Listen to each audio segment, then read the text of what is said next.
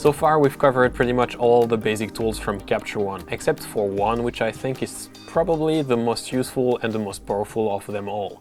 It's the layers. The layers are going to help you bring your image even further.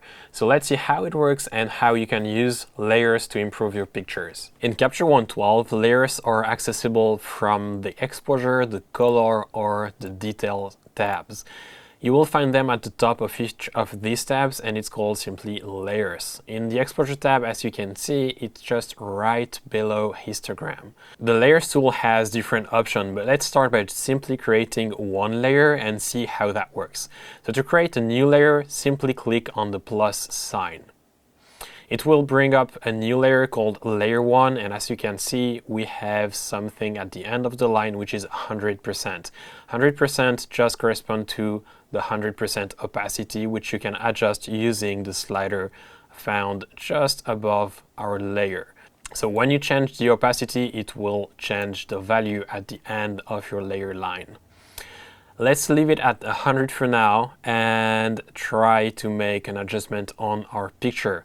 So for example, if we want to add exposure, we can simply rename the layer. So let's say exposure and then plus to remember that we are adding exposure, and then go to the exposure tool and simply add a bit of exposure.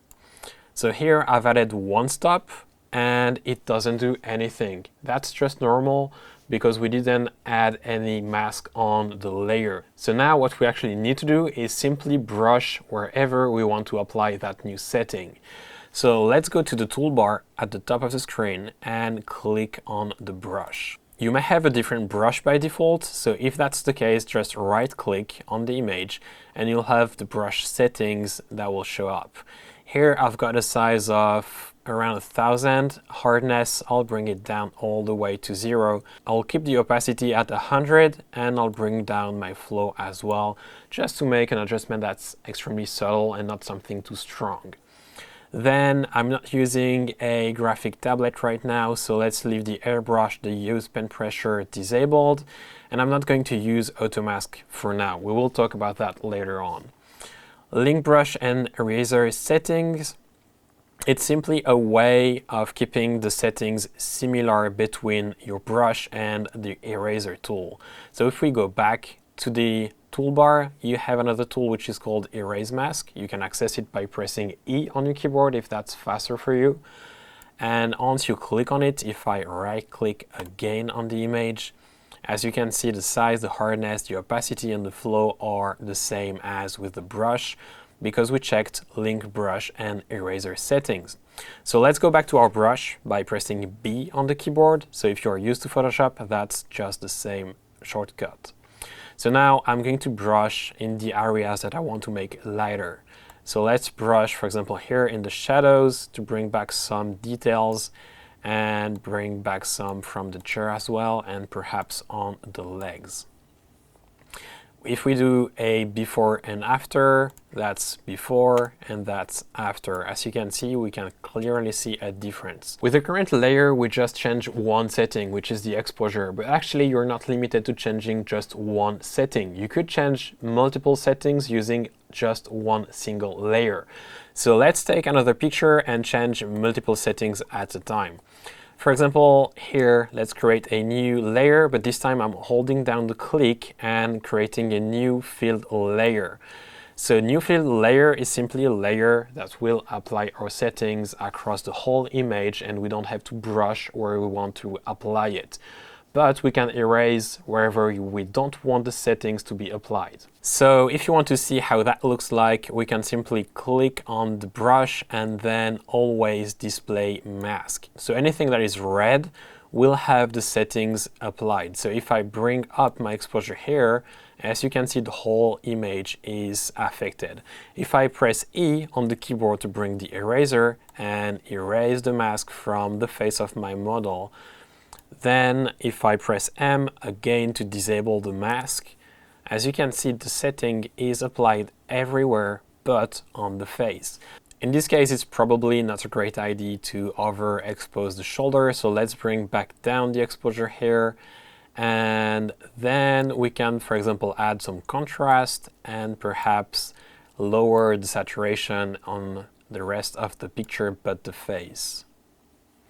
So if we do before and after, that was before and that's after. As you can see, we've got different settings applied on one single layer, and if we want to adjust the mask, we can use the brush and the eraser to add or remove the settings from certain places. You may be wondering which settings you can actually apply on a layer, and it's actually extremely easy to see. As you can see here, most of the tools have a little brush icon next to the name. So for example, exposure, it does have a little brush. High dynamic range as well, levels 2, curves 2, clarity as well, but vignetting doesn't. So every single tool that has a small brush icon will be able to be applied on a layer, but the ones that don't have the brush icon, such as vignetting, won't be able to be applied as a layer. The main tools that cannot be applied as a layer are black and white, grain, and vignetting. Most of the other tools available in Capture One will be able to be applied as layers. We just talked about layers and how we can use them to change any setting across our image. We can actually use layers to change texture as well. So just like in Photoshop, we can heal or clone any area to try to correct any issue we may have. So for example, here our model had a little pimple on his forehead, and we can actually correct it quickly just in Capture One. So we don't need to actually go into Photoshop and lose time by creating a PSD. So let's click on the plus and hold the click down and click on Heal Layer. That will create a new repair layer. So let's rename it and say Pimple, for example. And as you can see here, at the end of the line, just before the 100% for the opacity, we've got a new icon. So before we had sliders, and that meant we were creating an adjustment layer. So we could apply any adjustment. So now we've got a little band-aid here, which indicates that it's actually a healing layer. If we want to change it, we can simply click here on Heal and move it to Clone or Adjustment if we want to change this type of layer that we are using. For now, let's leave it to Heal. It's going to be easier to correct the area we want to correct. Let's press on B for brush, and then it shows a new brush. So it's not the same as we had before. As you can see, we've got tiny arrows on the sides. And if we right click on the picture, we can see that we've got different settings. So the size is smaller, the hardness is higher, the opacity and flow as well. When using heal or clone layers, I tend to use the brush at 100 opacity and flow just to make sure it will cover the problem fully. So here, let's leave the opacity and flow at 100. I'll also increase the hardness just to make sure it doesn't bleed over the rest of the texture, and I'll try to find a brush that's pretty much the size of the pimple. So around there seems to be fine. I'll just click on the pimple, and as you can see, I've got a new circle. So the one with the orange line is actually the pimple, so the area that we want to correct. And the other one is where we want to sample the texture from. So here I'm going to try and line it up with an area that looks pretty much the same as the area that has the pimple. So around there seems to be fine. I'll press V on my keyboard to validate. And sometimes it works well, sometimes it doesn't. So here, in this case, it doesn't work extremely well. So let's press B again, and I'm going to undo what I just did. So Command or Control plus Z, and then right click, and I'll try to just lower the hardness and see if that works better. So just click again on the pimple, select the same area as before, and press V to validate. And it looks a bit better. If we want, we can try to sample from somewhere else. Perhaps it may work better. And press V one more time. So that should look fine. If we zoom closely, we can see that the problem is still a bit visible. But if we zoom out, the pimple is gone. And if we do a before and after, it's much better. Using the healing and cloning layers in Capture One to correct skin is probably not the best use that you can make out of it. I tend to use it to remove small things. So when editing weddings, for example, it's great because then you don't need to go into Photoshop, but when editing portraits or beauty, it's probably best to leave any texture problem to Photoshop. Another use that you can make of the healing or cloning layers is to remove any problems such as a shadow that doesn't work on the picture. So let's try and see how we can actually use the healing layer for something else than skin work. On this picture, we've got a shadow in the bottom right, and that's probably someone standing where they shouldn't during the shoot. So let's try to remove that by using the cloning or healing layer. So click and hold it, and then new clone or new heal layer. So the difference between clone and heal is simply that the heal is going to try to adjust luminosity and colors to the surroundings area, while cloning is simply duplicating the sample area to the area that you want to correct. So it's usually easier to use the healing, and that's what we're going to do here.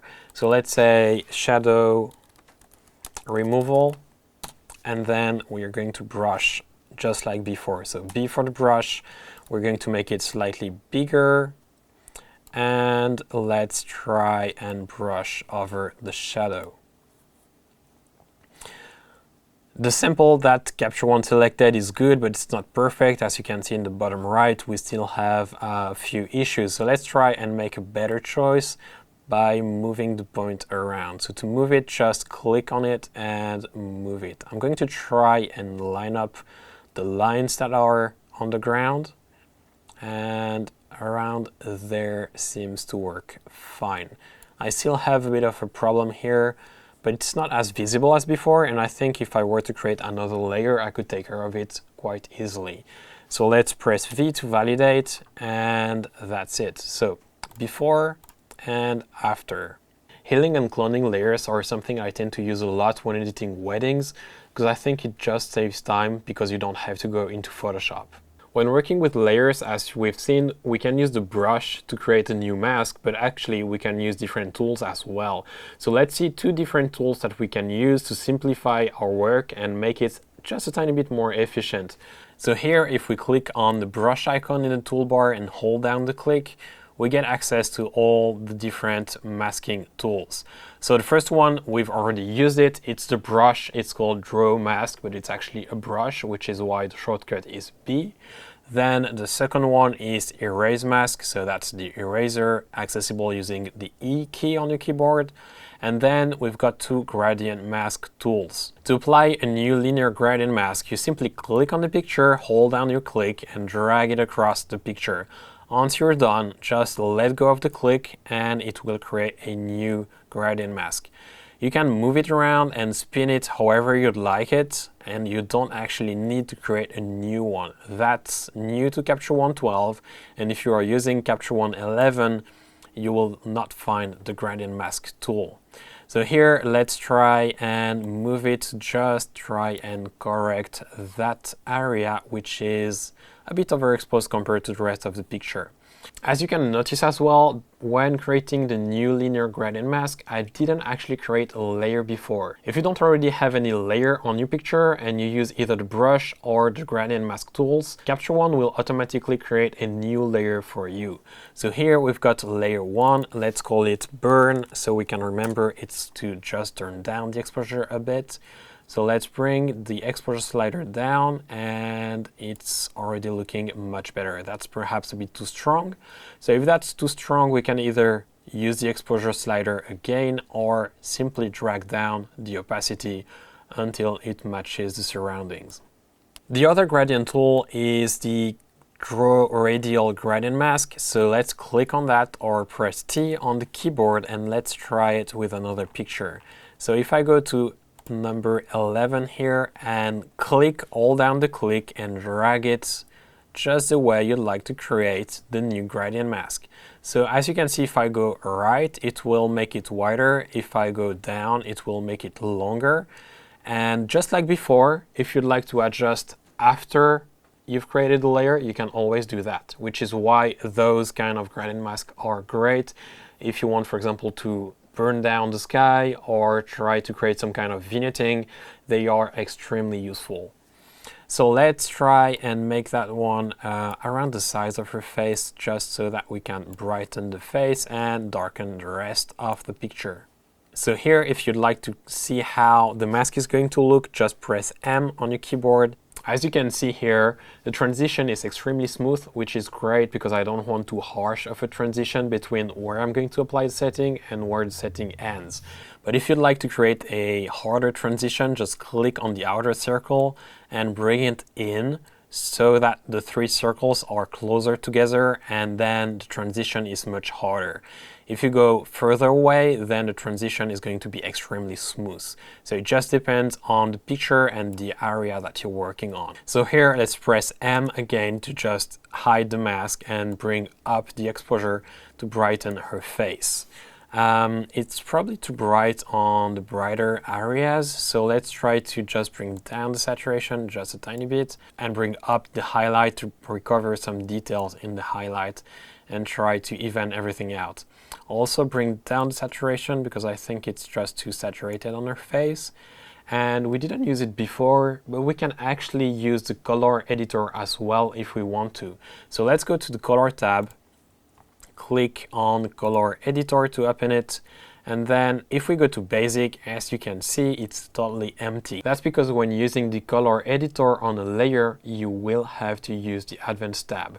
So let's click on advanced, then on the color picker, and pick the color that we want to adjust. So here it's a bright yellow that I want to tweak.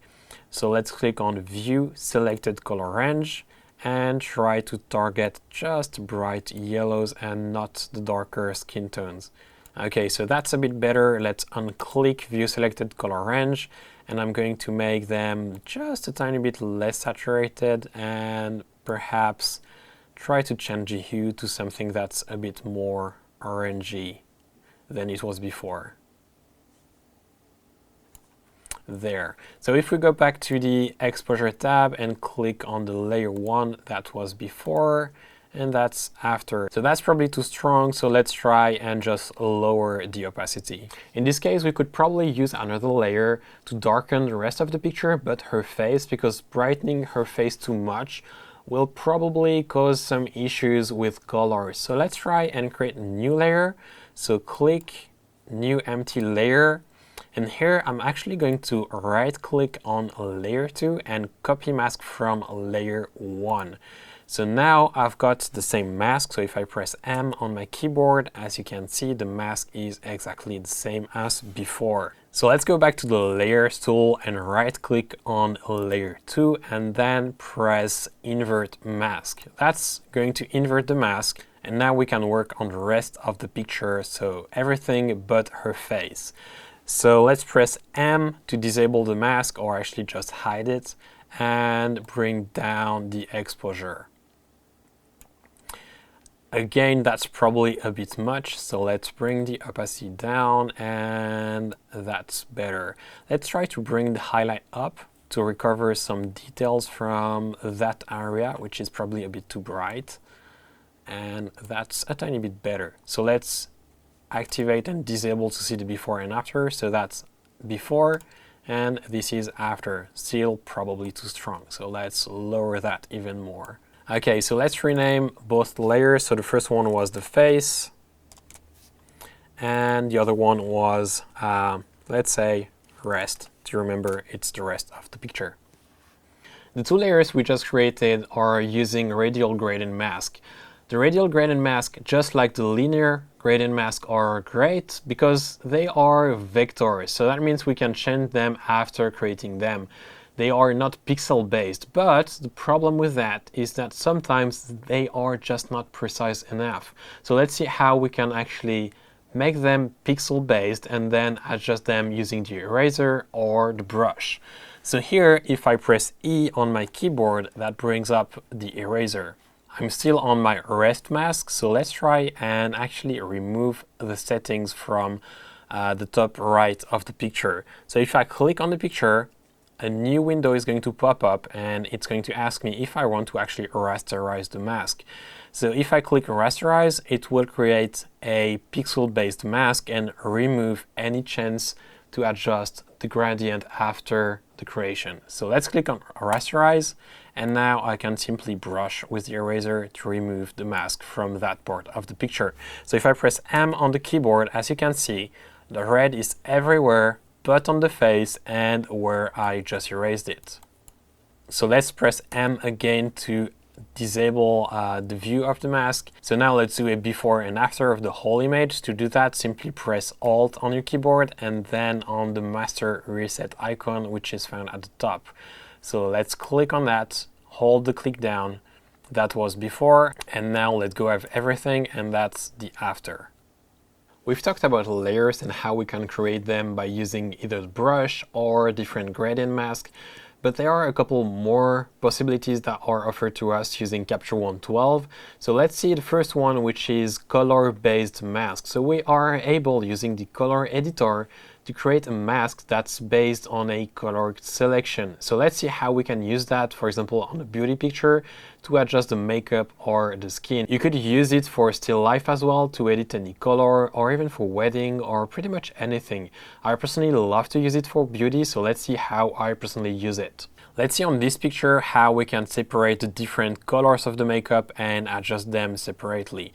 Let's go back to the color tab and then click on the color editor to open it. If you are on the basic tab, let's just click on advanced. From there, use the color picker and click on the color that you'd like to adjust. So let's start by the blue, which is going to be easy to select and create a mask from because it's extremely different from all the rest of the picture. So let's click on that. If it's not already enabled, let's click on View Selected Color Range so that you can see clearly what's in the selection and what's not. So if you enable and disable it quickly, you will be able to see if everything is actually selected or not.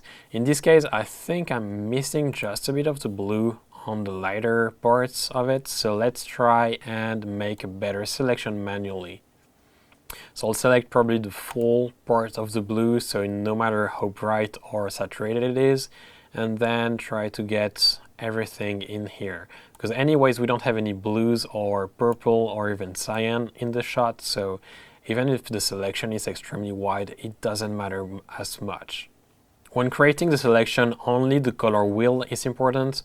The sliders are not, except for the smoothness. If you want to make an adjustment that's even tighter, you can just bring the smoothness down, or if you'd like your selection to bleed a bit, you can then push the smoothness up all the way to 30. So here, again, we don't have any color touching the blue, so we can push the smoothness all the way up to 30. From there, let's disable the View Selected Color Range and click on the three dots to then find the Create Masked Layer from selection. Once you click on it, it should take a few seconds and then create a new layer. In this case, I've got a new layer which is called Layer 1, and if I press M on my keyboard, as you can see, I've got everything that is blue displayed in red, because everything that's in red will be my mask. So now I can do any adjustment on the blue. So for example, if I want to brighten any part that's blue on my picture, I can simply go back to the exposure tool, click on exposure and bring it up. Changing the exposure is probably not the best use, at least not in this case. So let's try to find a better use of it. So another use could be, for example, change the saturation or adjust the color, meaning either the hue or the saturation. So let's reset the exposure, double click on it, and then here we can, for example, boost the saturation if we want to make the blue richer. And then we can go down to the curves, and then in the curve, adjust any channel to change, for example, the color. So if you want to make it even more blue, we can take the blue curve and push it up. Then if you want to remove some of the red and make it more cyan, let's do that and push down the red curve. And here we've got a much richer and saturated blue. It's probably way too much, and if we were to print this one, it wouldn't be great on paper. So let's try and lower the opacity. So let's rename the layer and call it blue. Press enter, and if we do before and after, the blue is much richer and it has a lot more saturation. So let's try and diminish even more the opacity because it's probably still a bit too strong. And here we go. It looks a lot more like the makeup I had on set. Another use of the color-based mask is skin tone. You can actually use the skin tone tool like we used it in the previous part of this tutorial, but when using it on the background, it's actually not the best way to use it. You can really refine it if you use it on the layer. So let's see why and how we can do that. So let's go back to the color tab, then go down to color editor, click on skin tone, and now click on the picker. Let's click on the skin, and we've got a new selection here. So let's click on view selected color range. And as you can see, we've got some red and yellows in there, which we actually do not want to have in the selection. So first, let's bring down the smoothness all the way, just to have a more precise selection. Then let's remove some of the reds, because we don't want the red of the makeup to show in the skin tone. And then remove some of the yellow, which actually is the makeup and not the skin. I'm going to try and get less of the saturated areas by bringing the selection in, and as we can see, it does help. The goal here is not to get a perfect selection. Usually it's extremely hard to get a perfect selection. If you can, that's great. If not, let's create a mask from here and then see how we can actually edit it using the brush or the eraser tools. So here, click on the three dots and then create masked layer from selection. So we've got a new layer, it's called layer 1, just like before. Let's rename it and call it skin tone, so we can remember what it is for. And here the skin tone selection has disappeared because we actually made it while using the blue layer. So we can simply reset the color editor on the blue if we didn't have any settings. And if not, you can just leave it, as we didn't change the amount or the uniformity sliders. It's not going to affect the picture. So let's go back to the skin tone layer, create a new skin tone selection. And this time we don't actually need to be precise because we are already working on a layer that has a mask. So even if the selection is wider than what we need, it doesn't matter because the areas outside of the mask won't be affected. So if I press M on my keyboard, as you can see, everything that's red is mostly skin tones. Let's deselect the view selected color range so we can see the picture. And now the red is actually visible in different parts where we don't actually want to make any adjustment. So let's press E on the keyboard so we bring up the eraser, right click to adjust the size, and I'm actually also going to increase the flow. So here I'm going to erase it from the eyes because we don't actually want to edit the eyes with the skin tones. And let's try to remove it from some of the makeup as well. If the color of the mask is too close to the makeup or the picture or the area that you're working on, you can always change the color from red to any other color. So if you go to Capture One and then Preferences, which is probably under File or Edit on Windows. So here on Mac, Capture One 12, Preferences, and then Appearance, and you will find something called Layers. In Layers, you have only one option, which is the one we are looking for. So it's Mask Color, so let's click on it and define a color that is different than the colors we have on the picture. So here, for example, we don't have any green on this shot, so let's move it to the green and close everything. If it still displays as red, press M and press M again. So just disable and enable the mask. When erasing or brushing a mask, if you do have a Wacom tablet, it's going to help tremendously because otherwise with the mouse, it's just not as precise and as fast. So if you do have a graphic tablet such as a Wacom, just be sure to use it, and you can actually also use the different settings found when right-clicking on a picture, such as airbrush and use pen pressure. So now the mask looks pretty good, so let's click a few times on M on our keyboard just to see how the mask is actually showing, and if we do have to remove some part of the picture or add some in. So here, for example, the nose, I think I could add it in the selection, and that's much better. So now I can go back to the color editor and try and play around with the uniformity sliders. So let's bring up the hue. Let's bring up the saturation as well, and I'll try and change the lightness to see if we can diminish any issues with the skin. So here, if I bring it up, and the saturation as well. Okay, and let's do a before and after. So that's before the skin tone layer, and that's with it. As you can see, the most visible difference is the hue and the lightness. So we do have a change in lightness, so let's try and bring the amount of the lightness down a tiny bit to see if we can bring back some of the shape we had before. When working on a file like this one, I tend to create different layers to adjust everything that I can before going into Photoshop.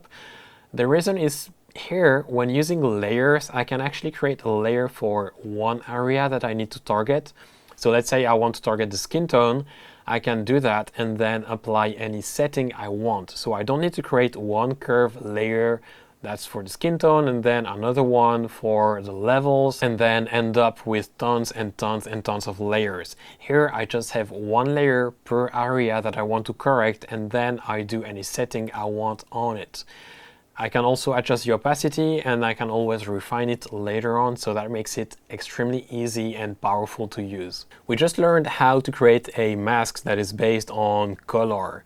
We can actually do pretty much the same, but using luminosity values instead of color. So let's see how we can create one and how we can use it to edit our pictures.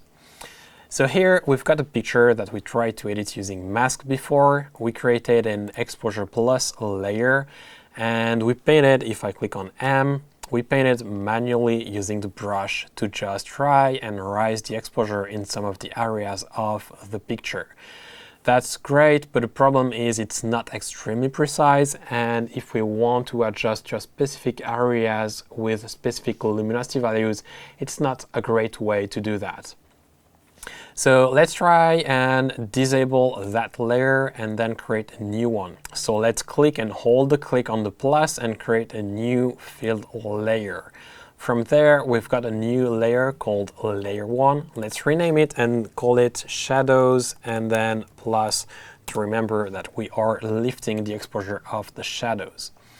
So to select just the shadows, we could actually use the high dynamic range option. So let's press M on the keyboard to disable the mask and try and rise the shadow slider. If we do that, we get more details in the shadows, and that's what we want on this picture. But actually, the problem is we don't really know what part of the shadows is adjusted. We cannot target specific values. So let's try and use the Luma range to make something better, and then have a specific layer on which we can target the shadows, so that we don't have to create a separate layer if, for example, we wanted to add a color or denoise just the shadows. So here, let's click on Luma Range, and we have a new window. Let's start by displaying the mask so that we can see exactly what we are doing. So rather than explaining range and fall off, I think it's going to be easier if I just show you. So if I bring the range and the fall off with the black sliders all the way down, as you can see, almost everything is green. I say almost everything because actually the whitest part is not in the mask. So if I click on the white slider and bring it down, as you can see, the highlights and the whiter parts of the picture are getting out of the selection. So now I've got only the shadows. So the range helps define what you want to select. Then the fall off is just to define how much of a transition you want between your selection and where it's not selected anymore. So here we just want the shadows. So let's try and make a finer selection, and I'll just try and lower the fall off as well. So here we've got the shadows selected, but perhaps we don't want to adjust the black point either. So let's try and just bring the range a tiny bit to the right to deselect the black part. I'll also adjust the fall off and try to have something a bit smoother between the black point and the shadows that are selected or not. I'll click apply here, and now the mask is created. So now I can adjust the exposure But the problem is, as you can see, I've got some problems where the transition is supposed to be where the mask starts and where the mask ends. So let's go back to Luma Range and see what other sliders we have. So we've got two different sliders here aside from the range and fall off. The first one is the radius.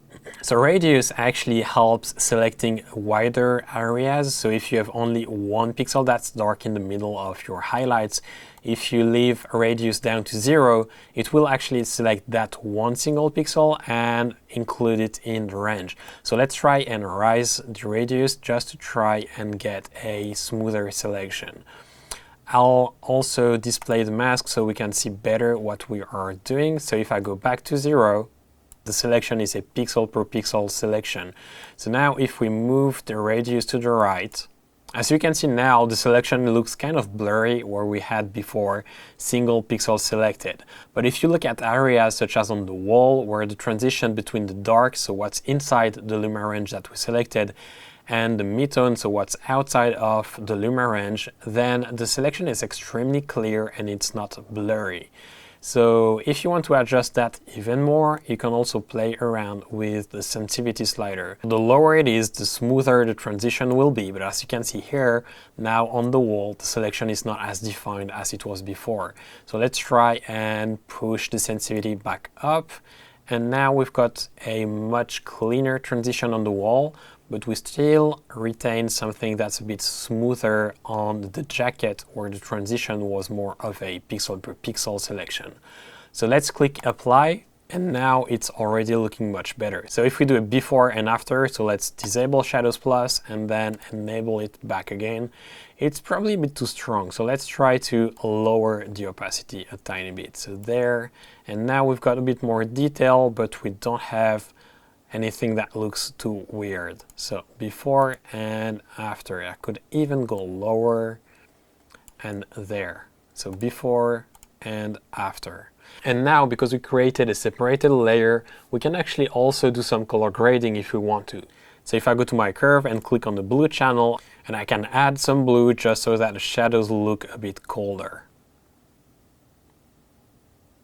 So if we do another before and after.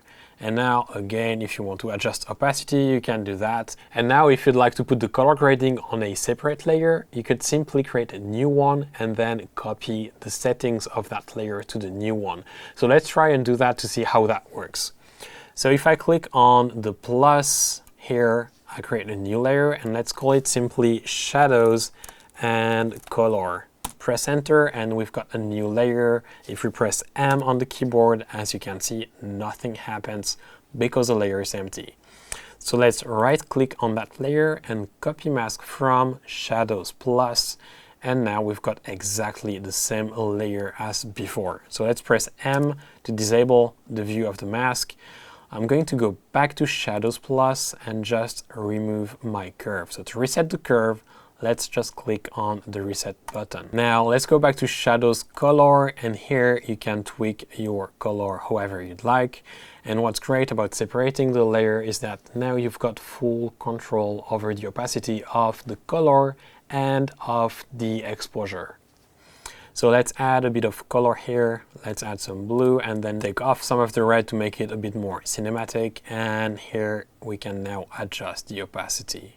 So the way we've used Luma Range now was only on filled layers. So let's try and see how we can combine Luma Range with the brush. So here we had a layer called Shadows Plus. We applied it across the whole image. So if I press M, the layer is visible everywhere. But perhaps I didn't want to adjust the pattern on the wall. So let's take the eraser tool. So let's press E on the keyboard. Right click to make sure the flow and opacity are high enough, and then we can simply brush wherever we want to remove the adjustment we just made. So if I don't want it on the pattern of the wall, I can simply erase it from there. So let's remove from the pattern, and let's go ahead and remove it from the right side of the picture as well. So we can keep the luminosity higher on our model's face and take off some of the distraction from the rest of the picture. So here, if we press M on the keyboard, as you can see, we retain all of the Luma Range selection, but it's actually applied only where we didn't erase it. So we can even erase it some more from the hair to keep them dark and black, and remove it from even more of the pattern. And there we go. Let's click M again, and that's without the shadow adjustment, and that's with it.